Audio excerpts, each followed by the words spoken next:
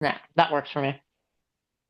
Okay, welcome back to the Survivor Conquest podcast. Why that's so crazy and weird to say. After a very, very long hiatus since Yep. when was the last recording? Was it the Annika? I I think don't it was know. the We didn't. Annika vote from 47, No, I I think it think. was the one afterwards. I think we Oh, uploaded the wait. Annika vote, but we recorded one with Victor, and then you didn't even upload I it. didn't, okay, I didn't upload it because it didn't record properly. Like it was to the point where it's pretty much unwatchable. And so Well, then that just didn't motivate me to, I guess, continue. regardless, here we are for our first episode covering season 48, the finale And airing probably in two last. days. And here we are with one of our favorite guests from our original run. We have Michael Stallings back again. Stallings, how have you been since your last time on the Survivor Conquest podcast? Oh my gosh. I mean, significantly worse. I've just been thinking of when the next time I can get back on this podcast is. Because, this is where the real Survivor discussions come from. On Fire with Jeff Probst? Absolutely not. Survivor Conquest podcast. This is where we really do a deep dive with all of our experience and our knowledge. Exactly, exactly. Move over, Phil and Alexa. Now Phil and Will. Used to be Phil and Will, then was Phil and Alexa. Move over, Rob Sesternino. Move over, fucker and outwit, outplay, outpod. You're trash. Oh, You're garbage. No one likes you. It's Survivor Conquest Pod's time. We're gonna make this happen. This is the biggest Conquest podcast we're gonna have. Stallings, you're back. You're one of our favorite guests. Stallings, give us your earnest thoughts on how this season has been playing out so far. Oh my gosh. Well, okay. I will say I want to play devil's advocate for this season because if you ask anybody that blank statement, they're gonna be like, "Oh, it's such a bad season and it's so like boring and predictable and majority alliance." So what I saw on TikTok is like a lot of people since the new era started have been saying, "Oh my gosh, there's too many idols, there's too many lost votes, too many advantages and everything, like too many twists. Like let's go back to like what Survivor used to be." This is what Survivor used to be right here. This is, a majority alliance coming together, picking off the people that aren't there, and then making, a select few moves, like, voting out David and then going right back to business, voting out Shaheen instead of, Mitch or Camilla. So I don't hate this season. It's definitely not one of my favorites, but I actually really like the people that are on it, so that's a lot more helpful. Like honestly, like Survivor 44, for example, is my personal nightmare. Like I just did not enjoy really most of the cast, and it also wasn't even that great of gameplay after like the early merge. So that's that. But I feel like we should do the deep dive into, overall just season thoughts. Yeah, definitely. I mean, I will just bounce off what you said and say, I actually agree with you, and I've said this. I find this season, in the context of the new era, pretty refreshing because I agree. So often in the new era, like I feel like every single season has kind of felt the same, and you see the same kind of moves happen around the same time. This season has felt refreshing, that doesn't make the season itself entertaining. But in the context of the rest of the new era, this is the season that stands out and feels different. And I can absolutely appreciate it for that. And to be honest, what I feel like has actually kind of let this season down is the editing, because on a week by week basis, they have to give you drama. And this alliance that's never turning on you isn't gonna do, or is never turning on each other, at least until now, wasn't turning on each other, and it was really boring, but they have to fucking lie to you every single week to try and make it happen to where you're like on the edge of your seat, like, oh my gosh, is this going to be the episode where it happens? But then Mary goes out 6-1, and you're sitting there like, well, I feel like I just wasted an hour and a half of my time. But I agree that this season, honestly, I feel like it was kind of a needed season because 41 to 47, sure, they all have their moments, but I feel like on the whole, they kind of blend together. Whereas 48, I can definitely appreciate that it finally brought something new to the table. That's nice. I mean, I thought the season, well, That's nice. I think the season, it is a very boring season, but I guess you're kind of right in a sense that, yeah, it's different and it's refreshing in a way because it's so different. It's so old school.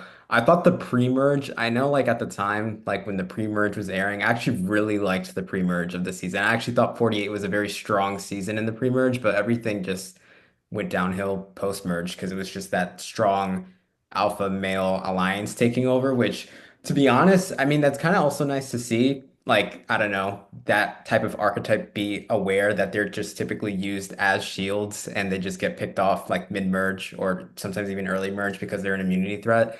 But so yeah, I guess that's kind of nice to see. I guess the that type of archetype actually most likely succeed and probably end up winning the game this time around. We don't see that too often, I don't think. Hmm.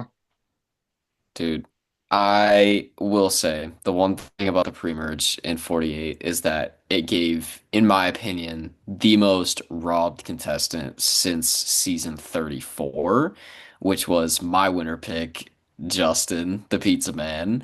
I'll never stop I was ready to talking. hear Thomas. I was so ready to No, hear Thomas I'm there, and you said never gonna Justin. stop talking about Justin's elimination.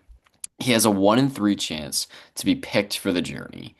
Once he's picked, he's forced to play the game, not even given the chance to risk his vote. He has to play this game, which is a game of chance, completely chance. There's no skill, it's just rolling dice. And so he has a 1 in 2 to win that. So then he comes back to camp, he's lost his vote, and then he goes to tribal, and there's 2 votes, both of them for Mary. There's a 1 in 6 chance that her shot in the dark hits. So 1 in 2, 1 in 3, 1 in 6. There was a 1 in 36 chance that before they even got to the revote in that discussion, that would happen to Justin. Any other situation happens, he doesn't go on the journey. He doesn't lose his vote. He does go on the journey. He keeps his vote. On the revote, him and Cedric vote out say. If Mary shot in the dark doesn't work, she goes home. And then to top it all off, Cedric turns on him and then he goes home. It's just like and it sucks for me because he went on an interview and said that he had hours of pleading to Cedric that got completely cut out. So it makes it look like he just sat here and just let Say take his spot. So that's one of my things was I was just devastated at that moment because he was, my favorite. And then same with Thomas. I think we had a lot of interesting characters go home early that completely would have shifted this season. Uh, Definitely. I yeah. feel like Mitch at the time was, or not Mitch, Justin. Justin was a very fun character, and I think the edit really did him dirty there, and just the game overall, because yeah, like it just makes him look like he's sitting there. Thomas was probably like one of the most refreshing casting picks in terms of like how they play the game, where he's malicious, but he's so much fun to watch.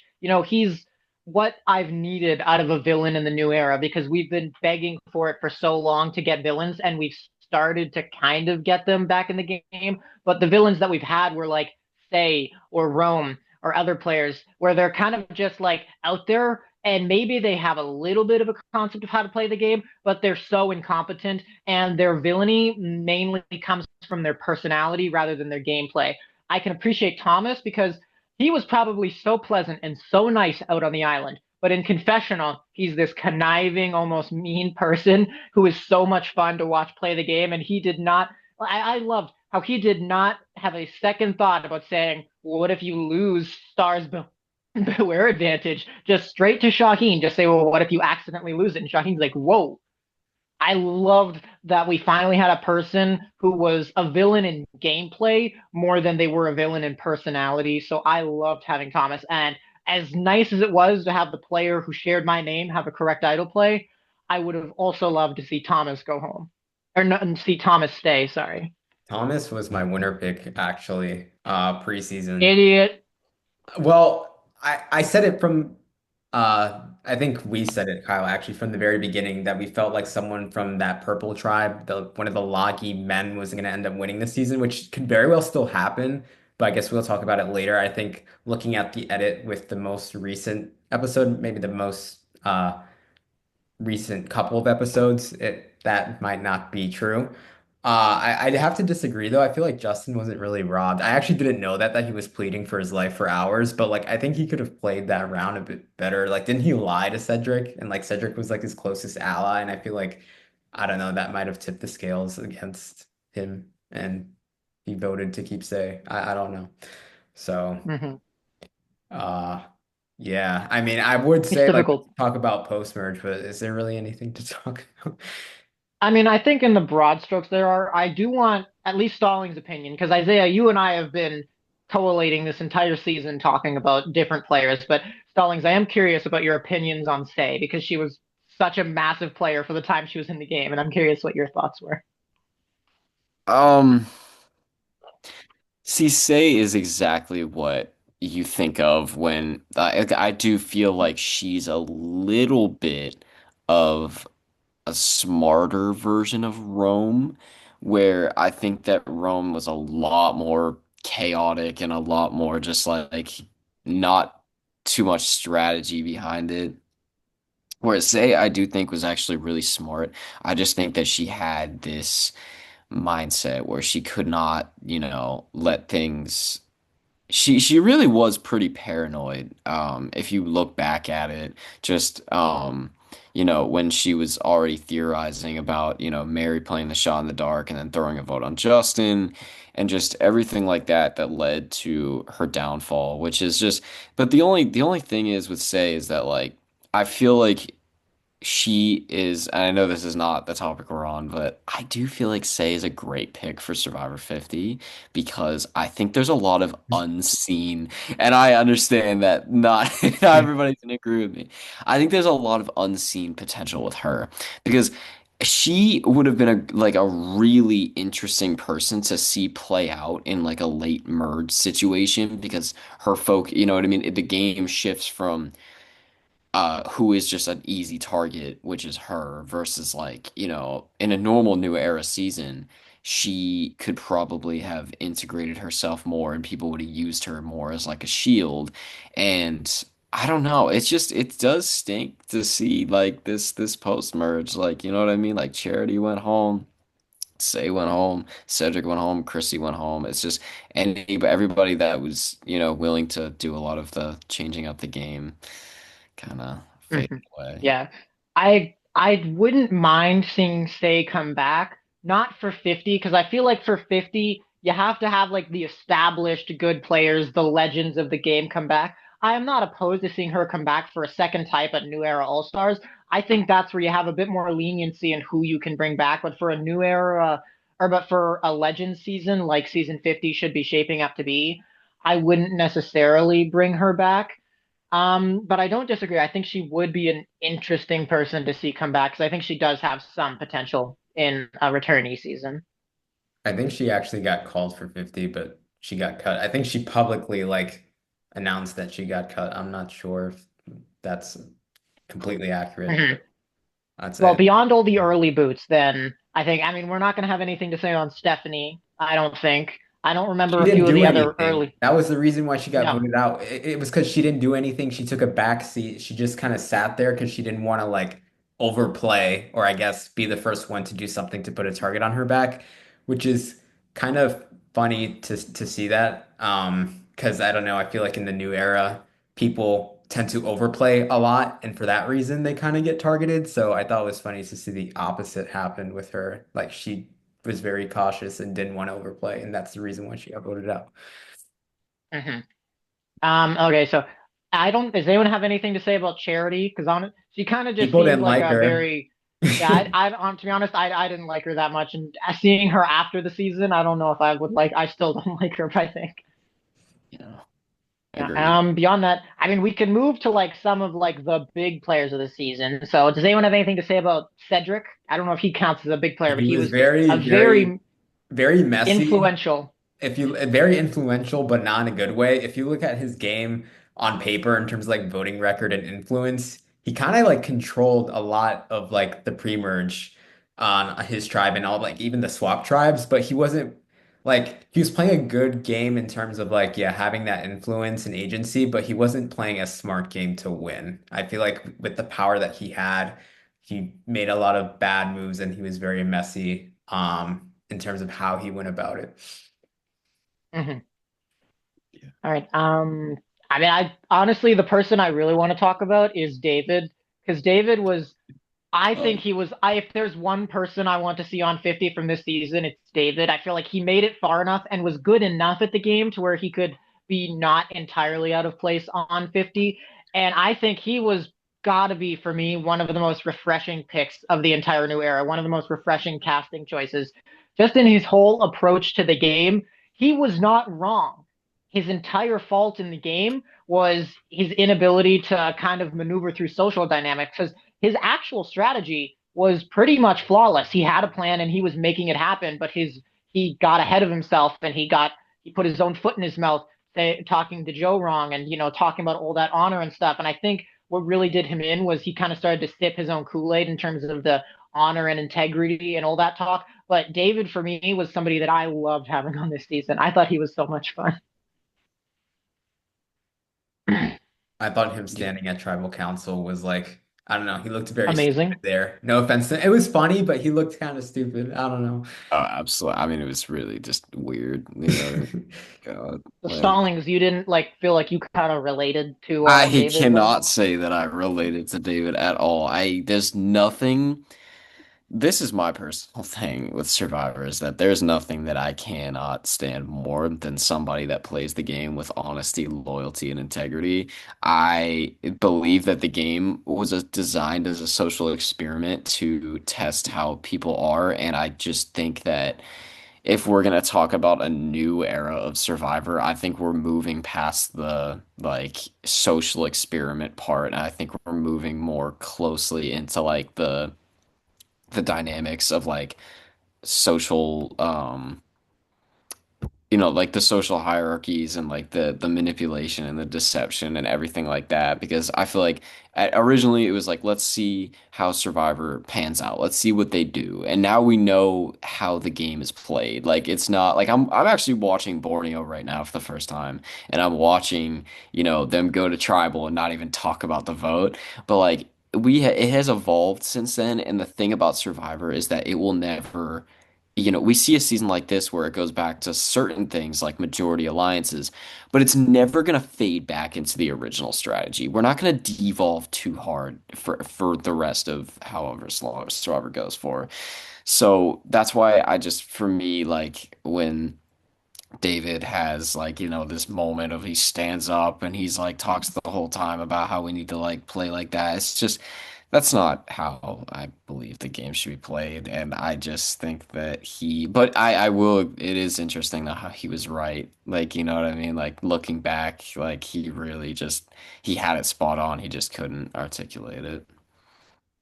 Yeah, definitely. I still stand by. I think he's one of the most refreshing picks, and I agree that Survivor's never going to degress back to what it was in its original seasons. But I can appreciate having a player like David and even a player like Joe. They pop up every few seasons where they still have that mentality, and I think it harkens back to what Survivor kind of has always been about strategically, in that on paper, there is no wrong way to play the game. It just depends on what season you're on. There are obviously more successful, consistent ways of playing the game, but I can appreciate how people have these different ways of approaching the game, and they're not necessarily wrong. It's just the season that you're on. Because one thing that honestly kind of annoyed me was Camilla and what was her name, Chrissy, complaining about how David was playing the game. And I admit he was being a bit of a dick about it, but them complaining was just because I feel like that came more from a place where because they weren't playing because David wasn't playing the game they wanted to play, and so it made him difficult to manipulate. It made him difficult to work around,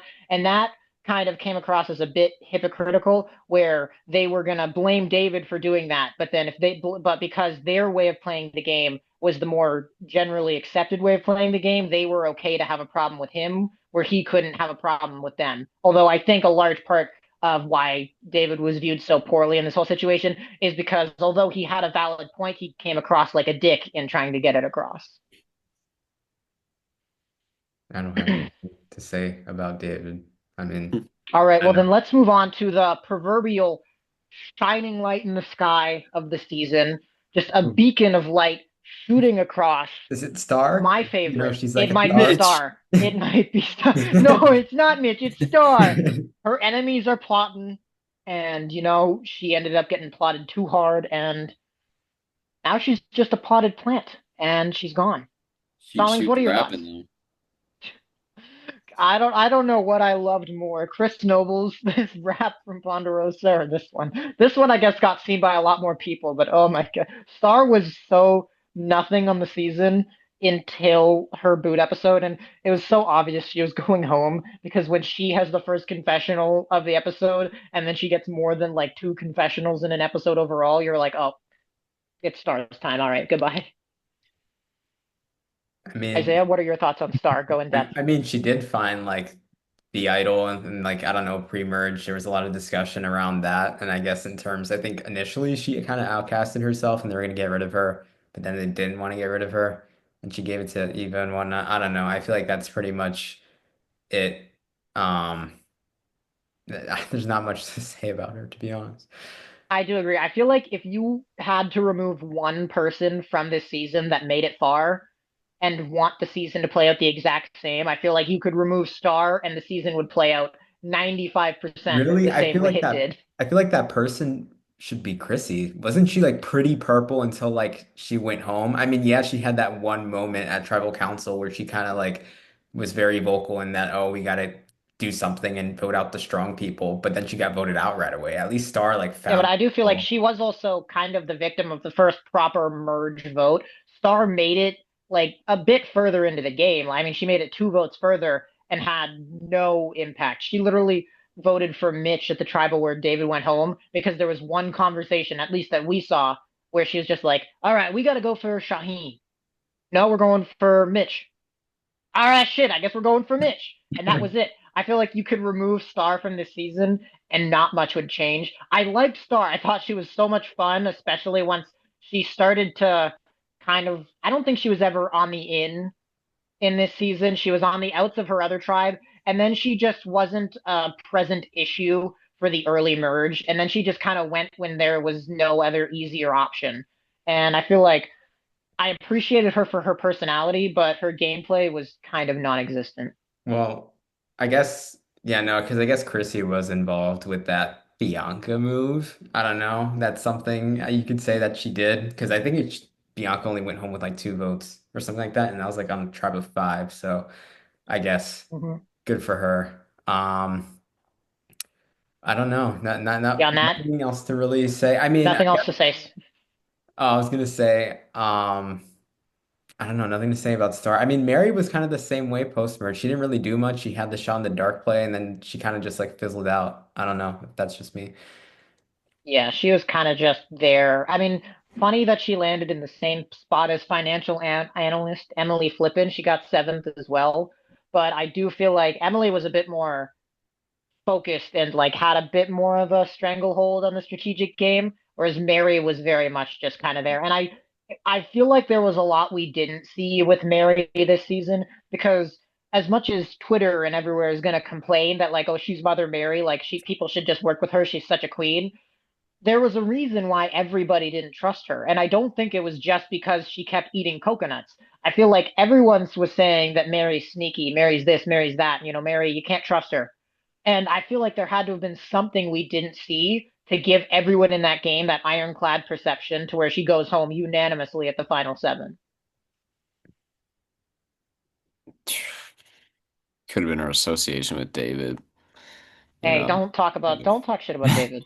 I did find it so funny that this season Jeff said it was the season of duos and David and Mary's duo out of nowhere. Like they were on a swap tribe together. You could have given them one 30-second scene where he's like, I really like Mary, she's a cool chick and she's someone I feel like I could really vibe with back home. But instead, nope, it's just like what, episode fucking like 8, 9 or something. And it's just like, I've been close to Mary for a while now, and now she's in my main alliance. So it's not the strong five anymore. Now it's the strong six. That kind of came out of nowhere for me. It's just because of the trajectory of this season. Like David went home and then Mary went home. It's like, you know what I mean? It's like they had to tell the other stories that I feel like we should get into with the final five, just because I feel like they all Yeah. do a Fuck really Shaheen. Fuck in Shaheen. their I own agree, respect. Stallings. The thing is with Shaheen is like he was just a big letdown for me because like he just appeared to be this I'm this smart guy, I'm this debate professor that I know how to talk to people and I know what I'm doing and I'm gonna win this game and then like he just doesn't do anything. You know what he I just do agree. I feel like absolutely in a season that was supposed to be defined by duos, Shaheen, despite the fact that Mitch is even still in the game, Shaheen really felt like the person who kind of stood out as not being tied to anybody. Because while he was very close with Eva and especially Joe, Eva and Joe were their own duo, and he was kind of just their third wheel. So I honestly, if I had to pick a winner from earlier on in the season, I probably would have wanted it to be Shaheen. And a large part of that, I feel like it has to do with his personality because I felt like, Eva and Joe, they're very just like gung ho alliance. Camilla's Canadian. Camilla's Canadian, so I can appreciate her for that, but I kind of found her a little grating. But I think she's a very smart, good player. And honestly, she's probably very likable in person. I just think her voice kind of gets to me a little bit. I don't know what it is. Mitch is just so whatever. I mean, Mitch got hated on a lot. And then Kyle, I want to like Kyle so bad, so much because he's a good player, but he That's the and like reason. and he's a good player and he's not unlikable, but I have told people this. I feel like CBS bought a generic Survivor player package, and then they wanted a skill rating that was like a 7, 8 out of 10, and then they just got sent this player, and they got Kyle, and yeah. that's it. He feels so fucking boring. Like every player in the new era gets this emotional thing back home, and Kyle's is that he got in trouble a little bit when he was a teenager. I don't give a shit. I want someone that's like entertaining and good at the game. And I feel like Kyle is just so generic, good survivor player who's likable. And it's just so nothing to me. So I would not be mad if he won, but I don't think he'd be my favorite winner on a personality level any day of the year. Okay. So I guess we're going into we're going into the final five. So Yeah. are we doing like personality versus gameplay and everything? I think we can just kind of go person by person if we really want to. So we Okay. can start with, I mean, the main person we really haven't talked about, I feel like so far is Joe. So I'm curious to hear everyone's thoughts on Joe. Joe, if you would have asked me, like, I don't know, probably since early merge or like at early merge, I would have said like, yeah, Joe's gonna win this game. And for a while, I would have said, yeah, Joe's running away with the game. Like it's his to lose. But with the past like episode or two, we're starting to see like this narrative being built that I feel like is kind of explaining why Joe loses. I think Joe is gonna make FTC, but I'm not really sold on the idea that he's gonna run away with the game and win. I feel like they're kind of telling the story now of like Kyle and Camilla. And for a while, I think a lot of people just assumed that this was Joe and Eva's season. But in actuality, I think really it's Kyle and Camilla's season. And they've been kind of just like running circles around Joe and Eva. I'm not like ruling out the possibility of Joe winning just yet. But just from a, I guess, edit and narrative standpoint, I feel like yeah, they're building up this idea that he's going to lose to FTC, probably against Kyle. I mean, I guess we're not talking about, or I guess we will talk about winners and whatnot and predictions, but I think for the final three, I think we're probably going to see like a Joe, uh, Kyle, and uh, I don't know, like Eva final three or something like that, and Kyle's gonna win. I don't think it's gonna be a blowout or anything like that. I think votes can potentially be swayed at FTC. So I mean, yeah, I mean, as a person and like Joe's story, like, yeah, I'd love to see Joe win. But if I'm asking and if I'm myself and voting based off of like strategy and gameplay, I'd say probably Kyle is probably the most deserving in the final five. I know we were supposed to talk about Joe, but I feel like I kind of just talked about everybody. So. Yeah. I don't blame you. I think that there's there's limited to say just about like everybody in the final five just because it's like for the most part a lot of them have played similar-ish games to someone else. Actually, So, okay, so Stallings, I have a question for you because, like I said, Isaiah and I have talked this whole season. What are Mhm. your thoughts on Eva? because Isaiah and I have He kind can of, at go. least between like, yeah, we think she's an app. We think she's just a goat, most likely. Okay, I'll give you my honest rundown is what I of what because I don't know, the leak from CBS. I Here's how I view it.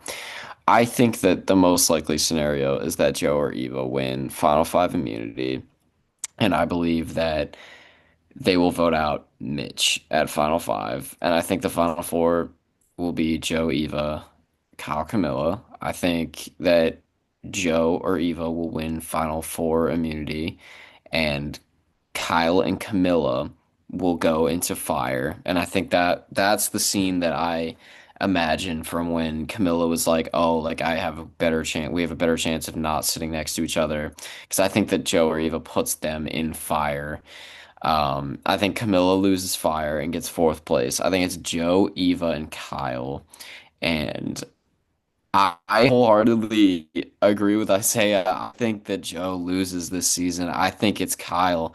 I think what's going to hurt him more is if he gets to final three with Eva, who is not going to get a single vote because there's not one thing that Eva has done. Separate from Joe or her alliance. I mean, it's Jeff even gives her the opportunity to travel to be like, what is it for you right now, Eva? Like, is it about me or is it about like anything? She goes, no, it's not about we. It's about it. It's not about me. It's about our alliance. It's like she has no differentiation whatsoever, and it's like no one would vote for Eva over Joe if it was a final two, so to speak. But it's not a final two, so. I think that Kyle wins this season because I think he's been the narrator, but I also agree with Kyle Flux here that Kyle is really like he almost seems AI generated in a way. You know what I mean? He's just like standard dude, like clean cut, nice dude. Oh, hey, I'm a lawyer, but I'm gonna lie about that and say I'm a teacher. And then, I have this strategy where I'm in this majority alliance, and then, I make some moves and everything. It really is just like a textbook survivor player.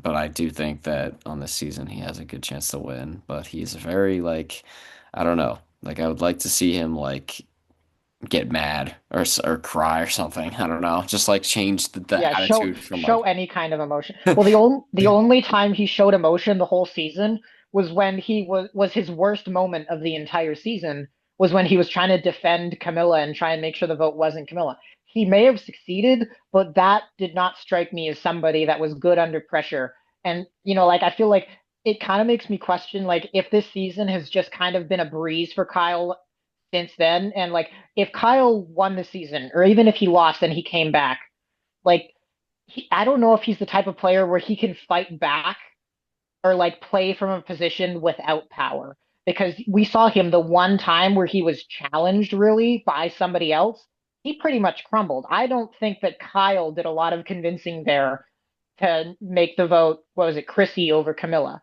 I feel like that was very likely. It was just like Joe probably just wanted Chrissy over Camilla anyway. And that's my honest opinion. I don't find Kyle very entertaining, but he'll be a pretty good winner if he ends up winning.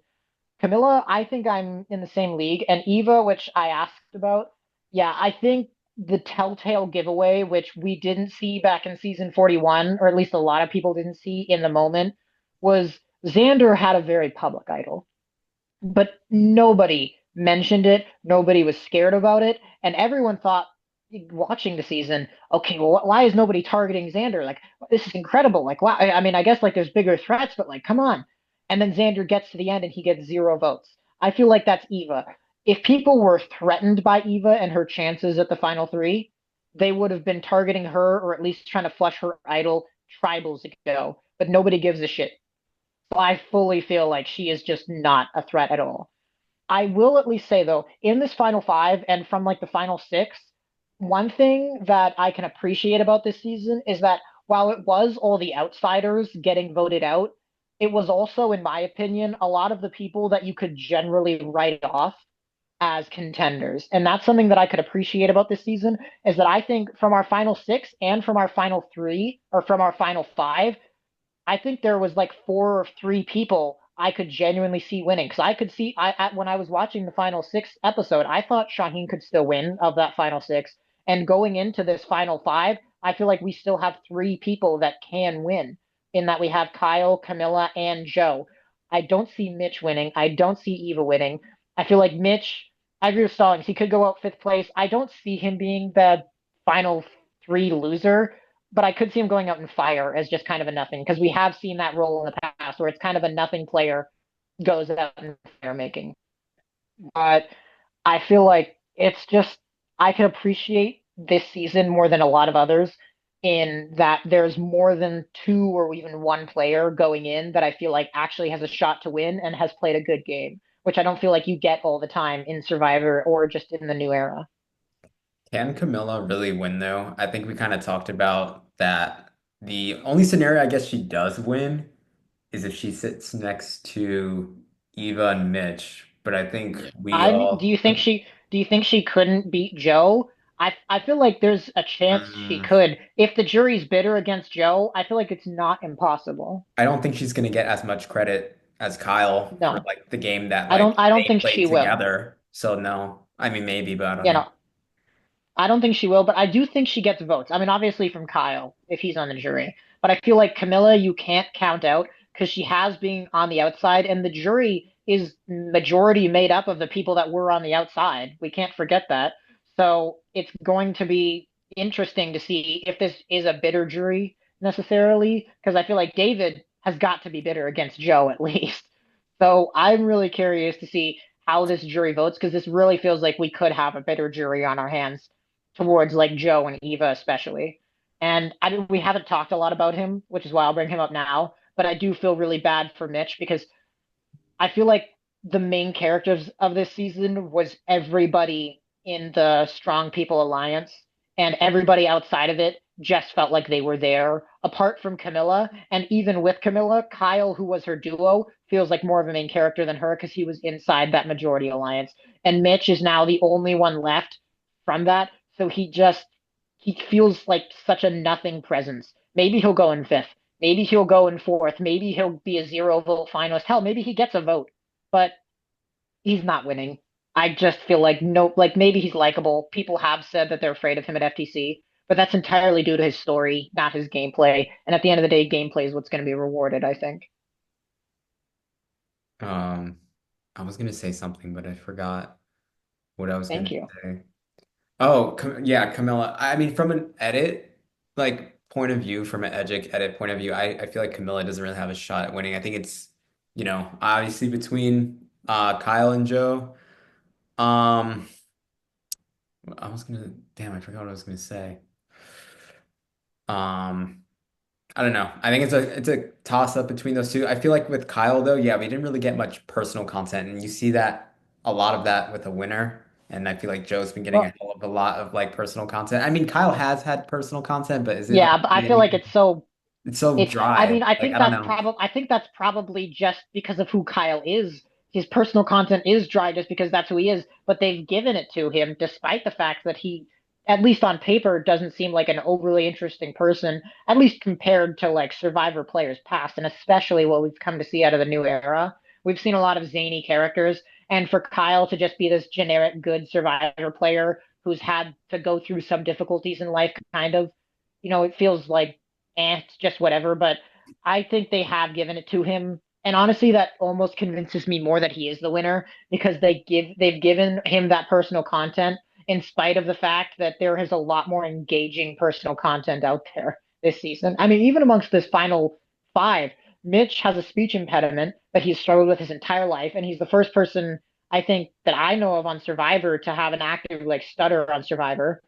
Joe has this amazing Tom Westman-esque story where he's out there for his family, for his kids. He's a firefighter. He's just this brave, noble guy. Eva is the first person, at least that we know of, to knowingly Really. have Mhm. autism on the show. That's an amazing story right there. And Camilla, I even feel like I got more of an engaging backstory to her with her parents sacrificing her so much for her. Although, admittedly, I do feel like that's basically if your parents haven't sacrificed a lot for you, you're probably not getting on Survivor because I feel like you hear that from Oh every my single player God. ever. Kyle Fraser, all your personal struggles, everything you've been through in life. Kyle Flux I from I am Survivor Conquest 100%. says, meh. I am 100% confident he's had a lot more hard days than I have, and he's a lot more successful than I probably ever will be. It's just in the context of being a TV character, I don't find him to be overly engaging. But I'm sure he's an amazingly likable guy in person, very evidenced by the fact that he appears to be very well liked on the island, just not this insanely notable character. And I don't think he has this great sense of humor about him that makes him stand out, which is partly why I liked Shaheen so much is because Shaheen he was this stronger player who knew how to navigate things and manipulate people and and go through relationships. But he also had that one line last episode where he's just sitting there in the jungle saying he hasn't won a challenge yet, and he says, "Look at these legs. These legs are magnificent, amazing." Like that actually almost got me to laugh. Which I mean, I'm not a big laugher by nature, but that almost got me to laugh. And that's the kind of like stupid, like fun comments that make me like a Survivor player. And I feel like I just haven't gotten that from Kyle. Hmm. Yeah, I actually just remembered what I was going to say about Mitch. I know you mentioned like you kind of feel bad for him because, the story and the spotlight's kind of all about the dominant alliance, but also like Mitch wasn't playing the game very well. I can see why he's getting a lot of hate. He kept talking about like he needed to make a move, but never did. Well, I think he said at like final six, that was the time to make a move. Although in his defense, I feel like for most people within the game, they kind of weren't really doing much. They were kind of just coasting with the dominant alliance. I know the show kind of talked about Shaheen and Kyle like playing chicken, like, oh, who's going to be the first one to make the move? Because whoever made the move would have probably increased their threat level and they would have been next. Although Kyle played that very well, so I don't think that's actually going to happen to Kyle. So, and I think it's interesting seeing, regardless of who actually comes out, regardless of whoever I guess comes out as the winner, like I don't know. Like, are they going to be really good on a return? Because I feel like most people didn't really have to play the game and make moves until the very end of the game. And they kind of just relied on a dominant alliance and kind of just coasted through it all. Yeah, which I mean, in their defense, that's not a wrong way to play Survivor. Some, and even I partially say that could almost be the best way to play Survivor, because then you're just in this strong alliance. So long as you have confidence, you can outtalk these other people at FTC, or that you feel like you're the leader of this alliance and your trusted alliance members aren't going to turn on you. That's the best deal you could have in Survivor. You don't have to worry about backstabbing your alliance. You don't have to worry about being backstabbed. You cruise through to the final five or four with your alliance and you're good. That on paper at least, could be one of the best ways to play Survivor. It certainly was an old school Survivor. And the new meta definitely frowns upon that because they view it as boring gameplay. I will play devil's advocate in that I think it is absolutely smart to an extent, and I don't blame them at all for riding out this alliance to the final six or five even. Yeah. It's just tough because it's like some of you won't win. And the tough part is like I think that this season is different because you've got Joe who's never going to turn on Eva for personal reasons. You've got Eva who's just plays with the philosophy of like, I play with loyalty. And then you do have Kyle and Camilla who like do want to make, moves in the game and everything, but like I gotta wait for like the right time to make the move. So it's just unique with this cast because like that just usually will never work out because it's also tough because this season you go to the end with that majority alliance, the jury has to pick one of you. You know what I mean?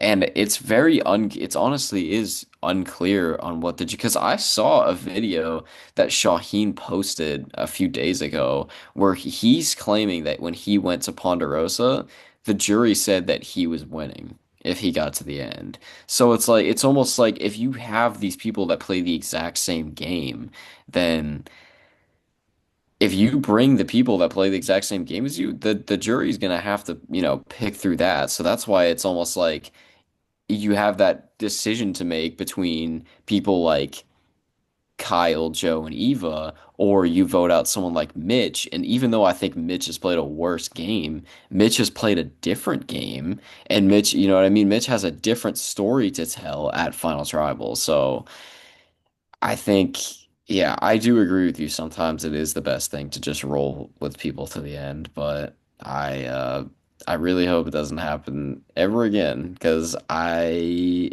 have had enough. I think it's just I don't know. Yeah, It's just it's fun every once in a while, and honestly, I feel like I mean going back to the season overall, like as much as he wasn't perfect at Survivor, but I enjoyed this season so much more when David was on my screen playing the game.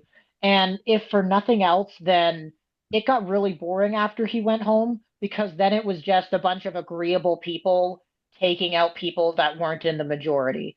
When David was in, it was this majority alliance that was working together and wanted to work together, but was struggling to all get along. That's what I can love about a majority alliance is that they may recognize the communal benefit of sticking together, but they are itching to take out the person that they don't like in the alliance. And I feel like once David went home, him being that person that kind of messed up the gelling of the group, it really made the season a lot more unbearable for me. Or at least it led to a couple of probably the worst episodes I've seen in a while with the star vote and especially the Mary vote, because the Mary vote is one of the most blue balling episodes of Survivor I have ever seen.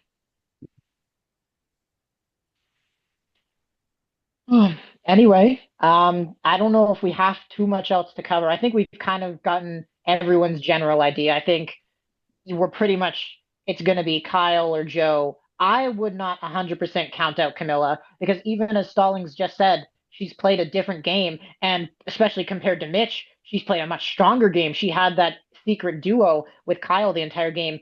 She didn't even need to be in the majority alliance in order to survive and even to control some votes.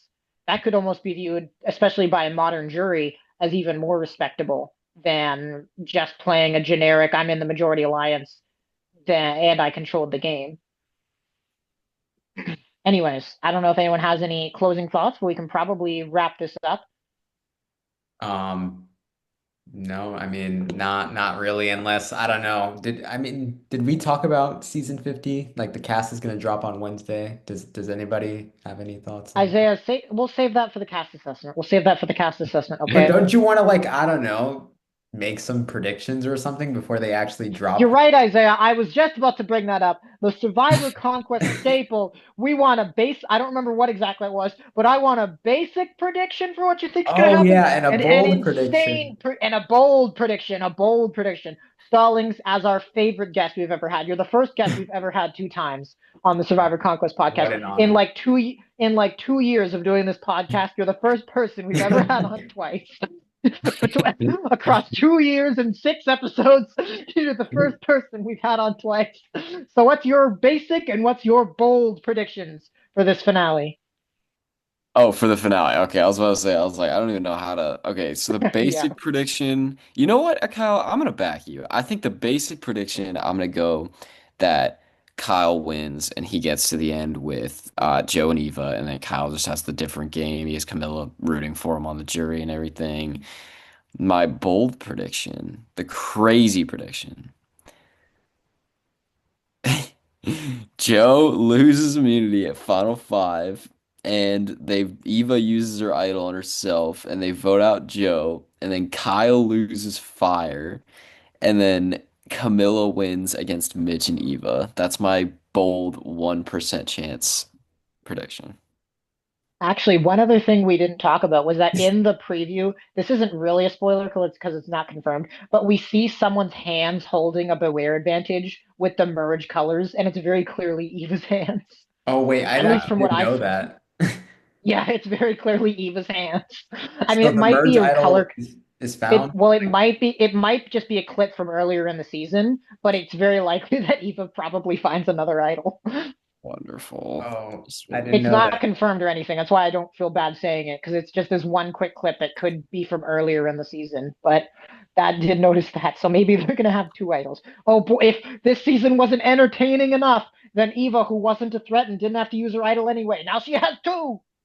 Anyway, my basic and my bold predictions. My basic prediction, I feel like, gosh, what is there basic to predict that we haven't already talked about at length in this podcast? No, what my prediction is, I'm gonna say Joe gets second place and he gets 2 votes to win. That's my basic prediction. It's a little out there, but I don't want to just be generic. My bold prediction, I'm thinking at the live reunion, we don't only get a sneak preview of 49, but they also give a brief intro into the cast of season 50. Since we know it's already being announced on Wednesday, what if during the Wednesday finale they do something during the live reunion? Or not the live reunion, but the reunion right after the show, and they just reveal the cast right then and there, something like that. I feel like that would be pretty big. I don't think that's very bold because they confirmed that they're gonna announce it though. Yeah, but I'm thinking like in the reunion itself, we have Like Jeff on the talking to the camera. island, like Jeff is gonna Not talk on about the island, not on the island they reveal the cast itself, but they're just like, and now a sneak preview of our season 50. Here's the cast, and then we just get the cast. it. Okay. I feel so bad for season 49. Yeah. That is Imagine gonna be Imir's on. unforgettable. Imir's on season 49. None of us give a shit. Um, I saw a cast leak for the first four people from it. It was like, wasn't it the first six? Apparently there's five. Enzo's Oh, last time I family. saw like the thing, there was 5 people on there. Go ahead, songs.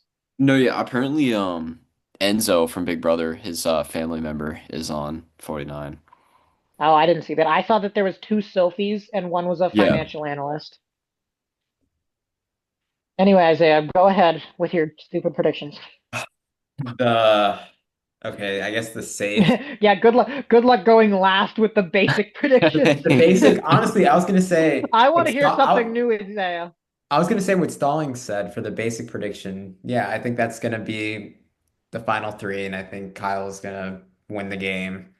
My bold prediction, though, I was gonna say this before you brought up the idol thing, but I feel like this is now a lot more likely now that you've said this. I was gonna say the bold prediction is at Final Five, um, Eva plays the idol for Joe and somebody gets idled out there. And I definitely think that could probably happen if there's two idols in play at five. So, yeah. All right. Well, Isaiah Stallings, this was the dramatic, long-awaited return of the Survivor Conquest podcast. I thank you both so much for joining. And since I'm not the host, I'm going to make Isaiah finish this. Really, it seemed like we were gonna finish it, but No, it's not my job. You do it. okay, so Get to thank work. you Go on. all for listening or watching the Survivor Conquest podcast. The 5 episodes we did do, we actually had a couple hundred people watch like each episode, which is actually kind of crazy looking back. Like the average amount of views was like, I don't know, 200 something, 300 something, I think, whatever. So we'll see if the fan base is We, still there. yeah, we've retained our audience. Oh God. Um, And I'm sure, I guess, maybe honestly, you might see the podcast again on Wednesday talking about the finale and the Survivor 50 cast, or there might be a Survivor 50 cast assessment. I don't know. Who knows? So that is all I have to say. Thank you guys for watching, and that is all. Oh, where's the thing to? Oh, there it is. Isaiah,